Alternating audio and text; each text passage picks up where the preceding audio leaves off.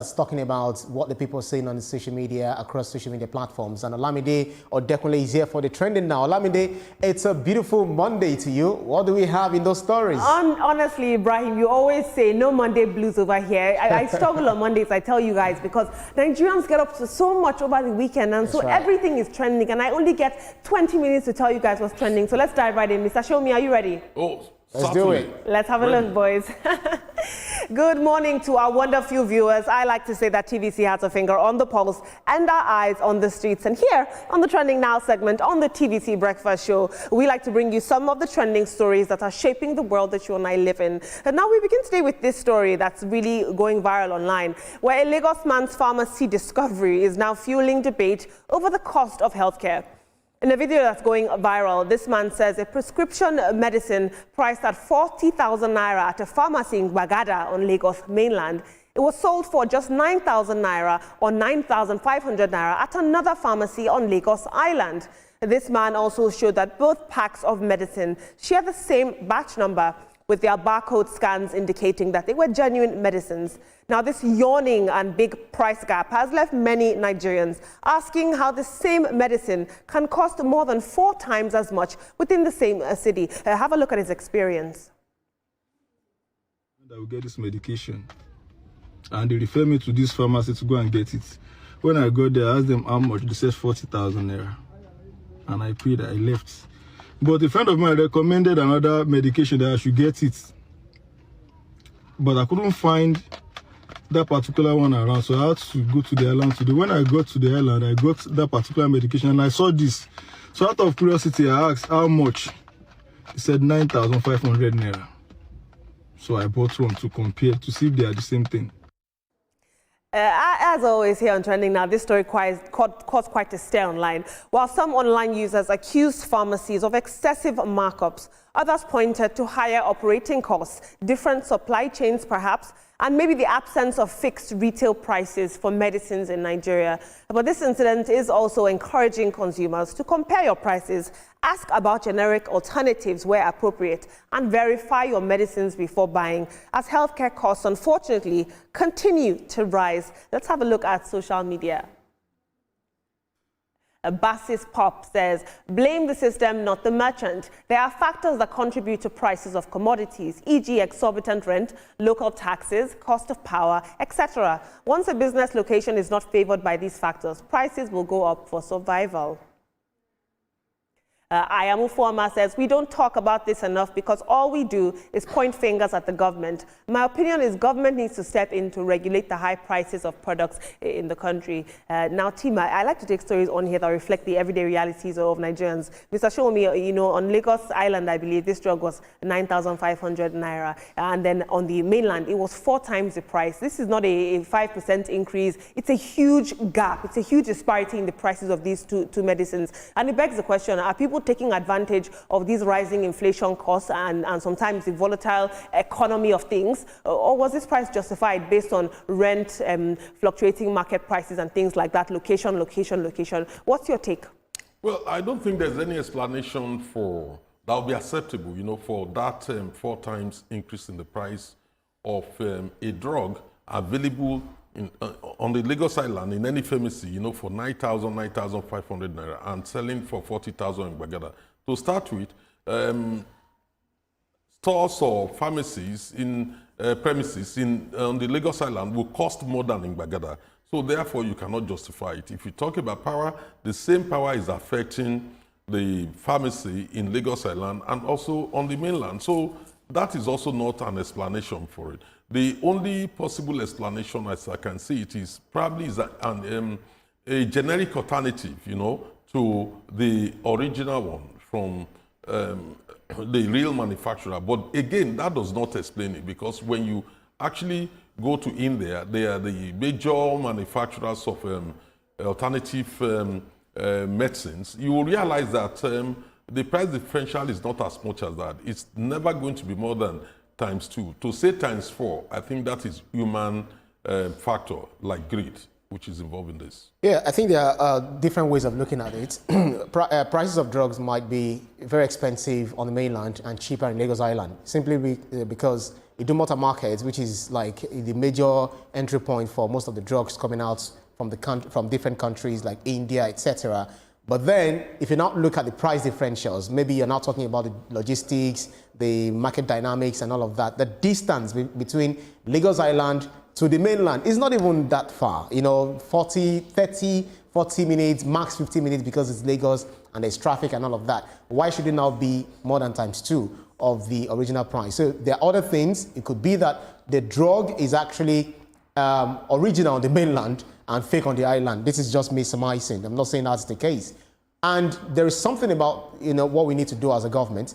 We are supposed to make all these things easily accessible to the people that need them, not that every Tom, Dick and Harry will get them. So we need to be able to identify or differentiate between fake and original drugs, because a nation that does not control its drugs would not have the power over its health status. It's a shame that people who buy medicines, the drug market is not only saturated with fake medicine, we have to struggle with accessibility to even quality medicine or availability of medicines. We are now contending with these gargantuan price gaps. Thank you for your input, team.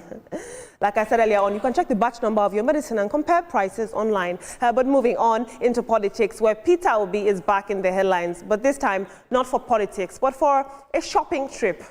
Now, the former Anambra State governor was spotted buying a few personal items at a supermarket branch where he also interacted with staff and fellow shoppers. And for some reason, this went viral. Now, photos shared by his former campaign photographer quickly made the rounds online, and supporters are describing the visit as allegedly another example of Peter Obi's connection with the ordinary Nigerian. But critics see it differently. Online, people are arguing that such public appearances are carefully staged to reinforce his man of the people image, especially after his widely shared visit to Abuja's Utako market earlier this year to buy groundnut. Now, whether it's authentic simplicity or it's calculated political branding, one thing is clear. Peter Obi's everyday outings continue to generate, for some reason, national conversation, even outside election season. And my job is to bring you trending stories, regardless of who's involved. Let's have a look at social media.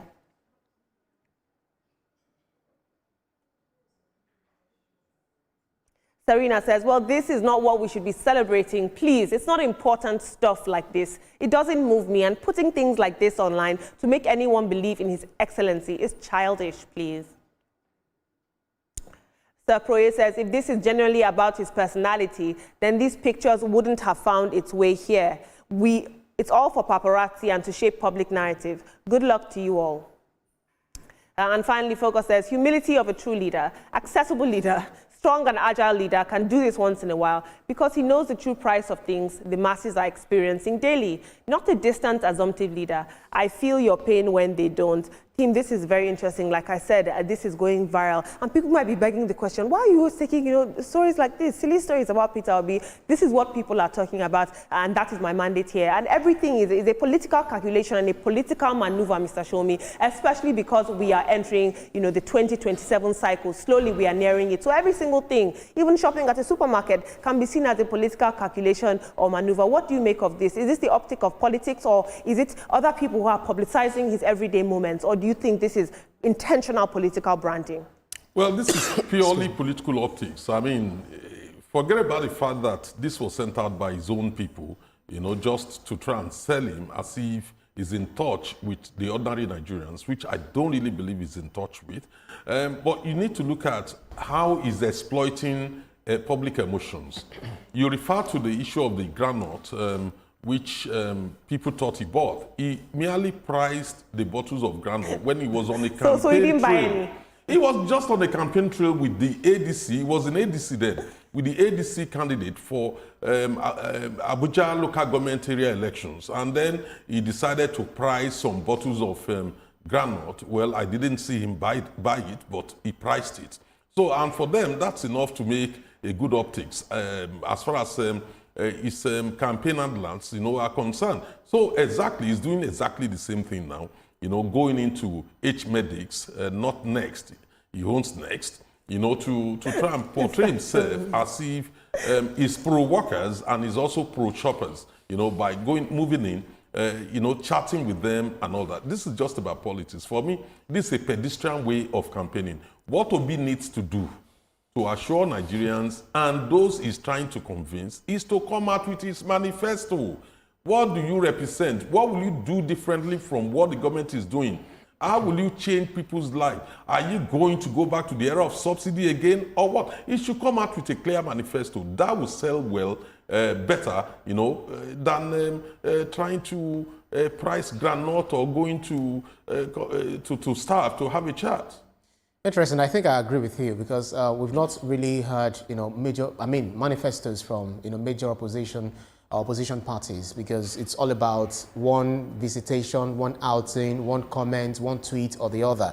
But why this is actually significant, why it's news, is because when you talk about news value, you're talking about prominence, you're talking about proximity, you're talking about timeliness, you're talking about oddity or bizarre, all of those news values. And I think because prominence is involved, Peter Obi is a prominent person. Whatever he does, even if he kicks a ball, people will talk about it because people are interested in what he does. So going to a supermarket is what virtually everyone does, right? Because it's Peter Obi, and then we need to spin things, we need to put it on social media. It's fine, it's good. We just need to talk about him.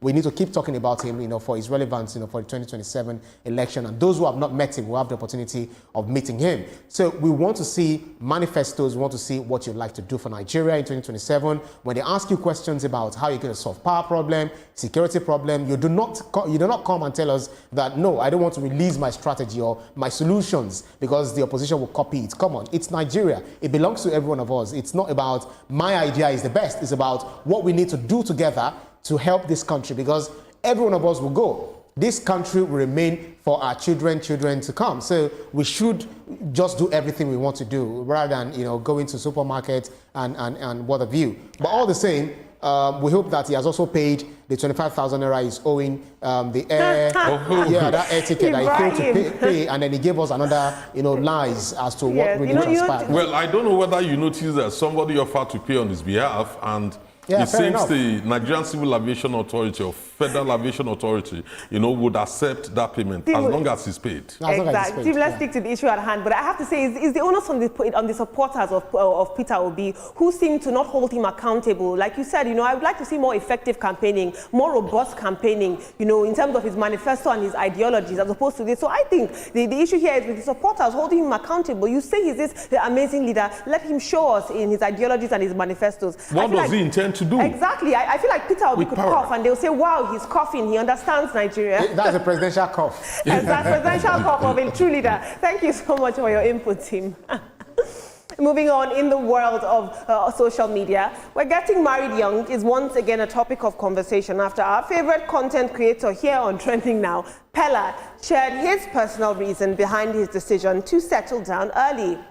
Now, speaking during a recent live stream, Peller revealed that his parents never got married, even though they had children together. And it said this experience shaped his outlook on marriage.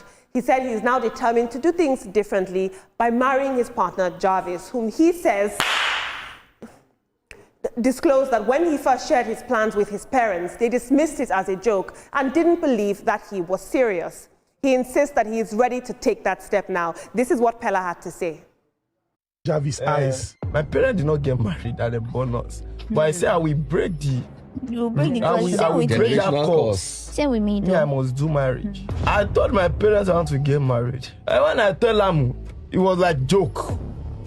Take it serious. Yeah, take it serious. And I tell her, I want to marry her.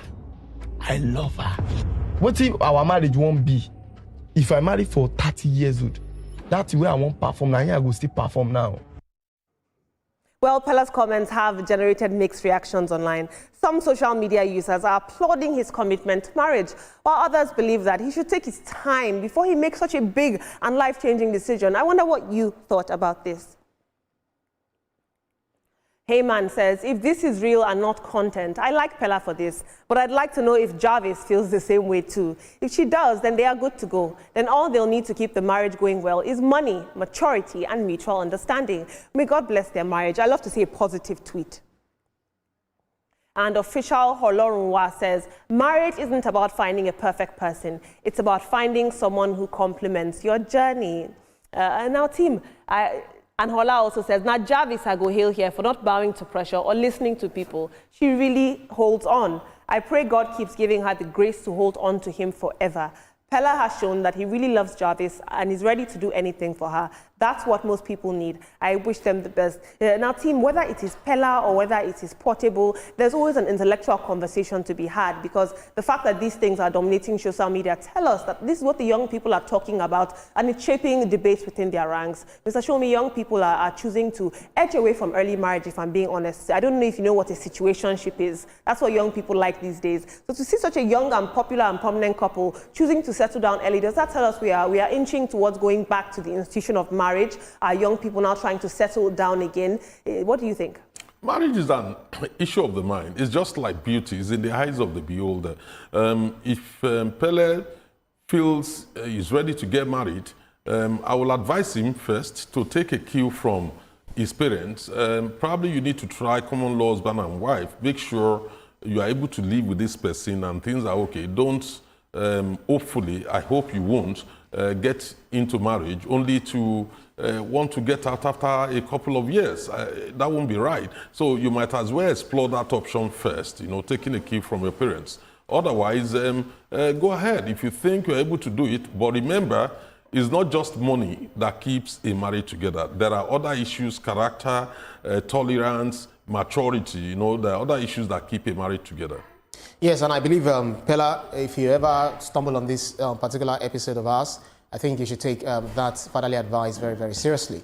But I'm equally excited that you're getting married, a young man in your prime, 21-year-old, you're not a baby, honestly. You're more than 18, and you're in a marriageable age. And the fact that you're taking the bold step, there are people who did it even before your age, and they're successful, for it. So just listen to the elders when they talk. Do not listen to side talks. There are people who are never married, but they will advise you how to live your marriage life. So I do not think you should do that. So there's so many things. And at the same time, you also need to be very, very spiritual. Listen to your wife as well. Because I believe Jarvis, regardless of her AI, actions and stuff, she's mature, and she'll be able to also do things right within the marriage. I only wish you guys, the best in your marriage. Beyond the wedding you'll be having, marriage is what we're looking forward to. And I believe Peller should be level-headed enough, because true love, you have the money, you have everything that it takes to be a man, to be, to man up, and which you're doing. Congratulations, Peller. I'm so excited for you. And I always say Peller and Jarvis represented the next generation of young Nigerians. And so what's important to them should be important to us. There's a lot of data to be gleaned from them. Thank you for your input, team. Marriage is beautiful, Olamide. And now moving on.